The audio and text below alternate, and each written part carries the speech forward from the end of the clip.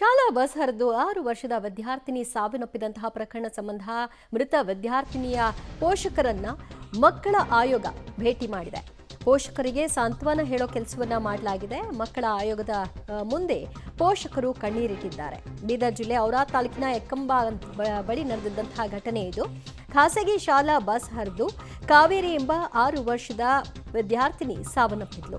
ಅದಾದ ನಂತರದಲ್ಲಿ ಈಗ ಮಕ್ಕಳ ಆಯೋಗ ಭೇಟಿ ಕೊಟ್ಟು ಶಾಲೆಯಲ್ಲಿ ಏನಾಯಿತು, ಯಾಕಾಗಿ ಹೀಗಾಯಿತು ಅನ್ನೋದರ ಬಗ್ಗೆಯೂ ಕೂಡ ವಿವರಣೆಯನ್ನ ಪಡ್ಕೊಂಡಿದೆ. ಜೊತೆಗೆ ಮೃತ ಕಾವೇರಿಯ ಪೋಷಕರನ್ನು ಕೂಡ ಅವರು ಮಾತನಾಡಿಸಿದ್ದಾರೆ. ಈ ಹೊತ್ತಿನಲ್ಲಿ ಅವರು ತಮ್ಮ ನೋವನ್ನ ಹೊರಹಾಕಿದ್ದಾರೆ, ಕಣ್ಣೀರಿಟ್ಟಿದ್ದಾರೆ.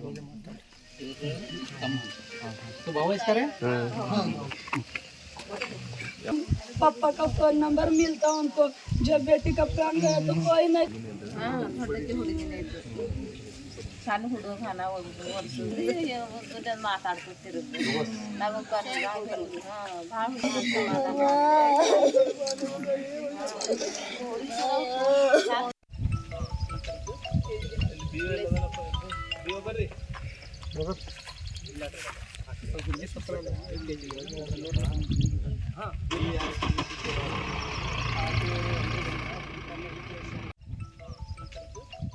ಡ್ರೈವರ್ ನಿರ್ಲಕ್ಷ್ಯತನದಿಂದ ಒಂದು ಮಗು ಇಲ್ಲಿ ಮೃತಪಟ್ಟಿದೆ.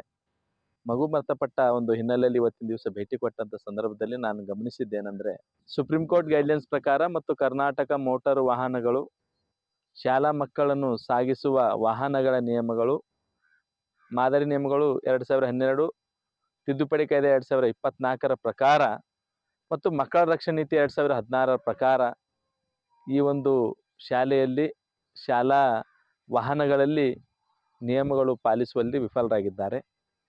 ಏಕೆಂದರೆ ಇಲ್ಲಿ ಈ ಒಂದು ವಾಹನಗಳಲ್ಲಿ ಆಯಾಗಳಿಗೂ ಕೂಡ ನೇಮಿಸಿಕೊಂಡಿಲ್ಲ.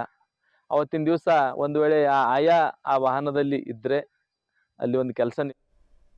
ಮತ್ತಷ್ಟು ಮಾಹಿತಿ ಪಡೆಯೋಣ ನಮ್ಮ ಪ್ರತಿನಿಧಿ ಮಲ್ಲಿಕಾರ್ಜುನ್ರಿಂದ. ಮಲ್ಲಿಕಾರ್ಜುನ್, ಸದ್ಯ ಮಕ್ಕಳ ಆಯೋಗದ ಅಧ್ಯಕ್ಷರು ಭೇಟಿ ಕೊಟ್ಟಂತಹ ಸಂದರ್ಭದಲ್ಲಿ ಶಾಲೆಯಿಂದ ಏನು ಅವರಿಗೆ ಮಾಹಿತಿ ಸಿಕ್ಕಿದೆ ಮತ್ತು ಪೋಷಕರು ಏನು ಹೇಳಿದ್ದಾರೆ? ಖಂಡಿತ ದಿವ್ಯಾ, ನಿಜಕ್ಕೂ ಏನು ಗಡಿ ಜಿಲ್ಲೆ ಬೀದರ್ನಲ್ಲಿ ಏನೋ ಒಂದು ರೀತಿಯ ಔರಾ ತಾಲೂಕಿನ ಎಕಂಬ ಗ್ರಾಮದಲ್ಲಿ ಏನೊಂದು ದಾರುಣ ಘಟನೆ ಅನ್ನುವಂಥದ್ದು. ಅಂದ್ರೆ ಪ್ರಮುಖವಾಗಿ ಏನೊಂದು ಶಾಲಾ ವಾಹನ ಒಂದು 6 ವರ್ಷದ ಏನೋ ಒಂದು ವಿದ್ಯಾರ್ಥಿ ಮೇಲೆ ಹರಿದು ಒಂದು ರೀತಿಯ ಉದ್ರಾಕ ಘಟನೆ ಅಂತ ಹೇಳ್ಬೋದು. ಆ ಒಂದು ಘಟನೆ ಸಂಬಂಧ ಈಗ ಒಂದು ರೀತಿಯ ಪೋಷಕರು ಕಣ್ಣೀರ ಕೋಡಿ ಹರಿಸ್ತಾ ಇರುವಂತದ್ದು. ಯಾಕಂದ್ರೆ ಪ್ರಮುಖವಾಗಿ ಆ ಬಸ್ ಚಾಲಕನ ನಿರ್ಲಕ್ಷ್ಯ ಏನಿದೆ, ನಿರ್ಲಕ್ಷ್ಯದಿಂದಾಗಿ ಒಂದು 6 ವರ್ಷದ ಪುಟ್ಟ ಒಂದು ಕಂದಮ್ಮ ಸತ್ತಿರುವಂತದ್ದು. ಹೀಗಾಗಿ ಒಂದು ರೀತಿಯ ನಮ್ಗೆ ನ್ಯಾಯ ಬೇಕು ಅನ್ನುವಂಥದ್ದು ಹೇಳುವುದು. ಈಗಾಗಲೇ ಏನೋ ಒಂದು ರಾಜ್ಯ ಮಕ್ಕಳ ರಕ್ಷಣಾ ಆಯೋಗ ಕೂಡ ಅಲ್ಲಿ ಹೋಗಿರುವಂತದ್ದು, ಹೋಗಿ ಅವ್ರನ್ನ ಸಾಂತ್ವನ ಮಾಡಿ ಭೇಟಿ ಮಾಡಿ ಸಾಂತ್ವನ ಮಾಡಿರುವಂತದ್ದು. ಅಲ್ಲಿ ಕೂಡ ಅವ್ರು ಹೇಳಿರುವಂತದ್ದು ಚಾಲಕನ ಸಂಪೂರ್ಣ ನಿರ್ಲಕ್ಷ್ಯ ಕಂಡು ಬರ್ತದ್ದು. ಜೊತೆಗೆ ಸುಪ್ರೀಂ ಕೋರ್ಟ್ ಗೈಡ್ಲೈನ್ಸ್ ಏನಿದೆ, ಖಾಸಗಿ ಶಾಲೆ ಆಗಿರ್ಬೋದು ಮತ್ತೆ ವಾಹನ ಆಗಿರ್ಬೋದು, ಯಾವ ರೀತಿ ಒಂದು ನಿಯಮಗಳನ್ನ ಪಾಲನೆ ಮಾಡಬೇಕು, ಆ ಯಾವುದೇ ರೀತಿಯ ಪಾಲನೆ ಮಾಡಿಲ್ಲ. ಜೊತೆಗೆ ಆಯಾಮ ಕೂಡ ಒಂದು ಖಾಸಗಿ ಒಂದು ಬಸ್ ನಲ್ಲಿ ಇರ್ಲಿಲ್ಲ. ಹೀಗಾಗಿ ಅವ್ರ ಇದ್ರೆ ಬದುಕ್ತಾ ಇದ್ರು ಆ ಒಂದು ಪುಟ್ಟ ಬಾಲಕಿ. ಇವರ ಒಂದು ನಿರ್ಲಕ್ಷ್ಯದಿಂದಾಗಿ ಈ ರೀತಿ ಆಗಿರುವಂತದ್ದು. ಹಾಗೆ ಅವರಿಗೆ ನ್ಯಾಯ ಸಿಗಬೇಕು ಅನ್ನುವಂಥ ದೃಷ್ಟಿಯಿಂದ ನಾವು ಸೂಚನೆ ಕೊಟ್ಟಿದ್ದೀವಿ ಅನ್ನುವಂತ ಹೇಳ್ತಿರುವಂತದ್ದು. ದಿವ್ಯಾ, ಥ್ಯಾಂಕ್ ಯು ಮಲ್ಲಿಕಾರ್ಜುನ್ ನಿಮ್ಮೆಲ್ಲ ಮಾಹಿತಿಗೆ.